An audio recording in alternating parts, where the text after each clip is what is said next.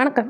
Welcome back to Thoothukudi cooking. இன்றைக்கி தூத்துக்குடி குக்கிங்கில் நம்ம பார்க்க போகிற ரெசிபி வயிற்றுக்கு குளுமையாக அதே நேரத்தில் வாயிலேருந்து வயிறு வரைக்கும் உள்ள புண் எல்லாத்தையும் ஆற்றக்கூடிய மணத்தக்காளி ஜூஸ். வாங்க எப்படி செய்யலான்றதை பார்க்கலாம். மணத்தக்காளி கீரை இப்படி கொடியாக இருக்கும். அது இந்த மாதிரி கிடச்சிச்சு. ஒருத்தங்க வீட்டில் உள்ளது ஃப்ரெஷ்ஷாக கிடச்சது, மருந்து எதுவும் அடிக்காமல் ஃப்ரெஷ்ஷாக. இங்கே பாருங்கள், இதோட இலைகள்லாம் இப்படி தான் இருக்கும். நம்ம கடையில் வாங்குறதுல காய் எதுவுமே நான் பார்த்ததில்ல. இதில் காய் நிறையா இருந்துச்சு.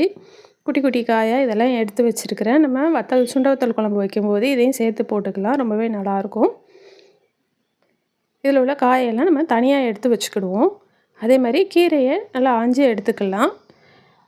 இதை கழுவி எடுத்து தான் வச்சுருக்கிறேன். இப்போ கீரை எல்லாத்தையும் நான் ஆஞ்சி எடுத்து மிக்ஸி ஜாரில் சேர்த்துட்டேன். இதை நல்லா அடித்து எடுத்துக்கிடுவோம். மிக்ஸி ஜாரில் சேர்த்துட்டு இதை மூடி முதல்ல சும்மா அடித்து எடுத்துகிட்டு அதுக்கப்புறம் அது கூட தண்ணி சேர்த்து அடித்து எடுத்துக்கலாம். ஒரு கிண்ணத்தில் காட்டன் துணியை விரிச்சிருக்கிறேன், வெள்ளை கலர் காட்டன் துணி.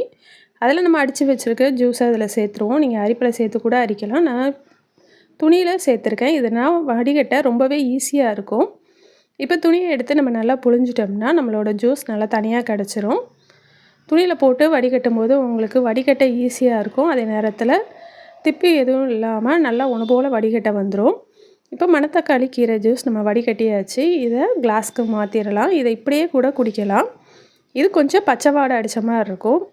இப்படி வேண்டாம் அப்படின்னு நினைக்கிறவங்க நம்ம மணத்தக்காளி ஜூஸ் கூட மோர் கலந்து குடிக்கலாம். அதுவுமே ரொம்ப சூப்பராக இருக்கும். மணத்தக்காளி ஜூஸ் எடுத்துகிட்டேன். இதோட 2 மடங்கு அதிகமாக இருக்கிற மாதிரி மோர் சேர்த்துக்கோங்க.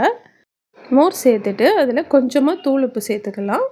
அதுக்கப்புறம் வறுத்து பொடி பண்ண மிளகு ஜீரக பொடி அதையும் சேர்த்து நல்லா கலந்து குடிச்சிட்டோம்னா சூப்பராக இருக்கும். மோர் கலந்து குடிக்கும்போது அதை வெயில் நேரத்தில் குடிங்க. அதனால் கொஞ்சம் சளி பிடிக்காமல் இருக்கும். ஏற்கனவே இது ரொம்ப குளிர்ச்சியானது.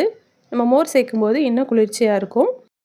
மணத்தக்காளி ஜூஸ் காலையில் வெறும் வயிற்றில் குடிக்கிறது ரொம்பவே பலனுள்ளதாக இருக்கும். வாயிலேருந்து வயிறு வரைக்கும் உள்ள புண்ணு எல்லாமே டக்குன்னு ஆறும். நீங்கள் குடித்த உடனே உங்கள் உடம்புக்குள்ளே நல்லா குளிர்ச்சி தெரியும்.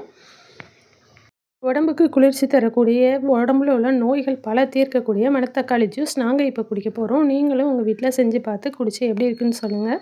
என் சேனல் பிடிச்சிருக்குன்னா லைக் பண்ணுங்கள், ஷேர் பண்ணுங்கள், சப்ஸ்கிரைப் பண்ணுங்கள். ஏற்கனவே சப்ஸ்கிரைப் பண்ண சப்ஸ்கிரைபர்ஸ்க்கும் வியூவர்ஸ்க்கும் என்னோட நன்றிகள். நன்றி, வணக்கம்.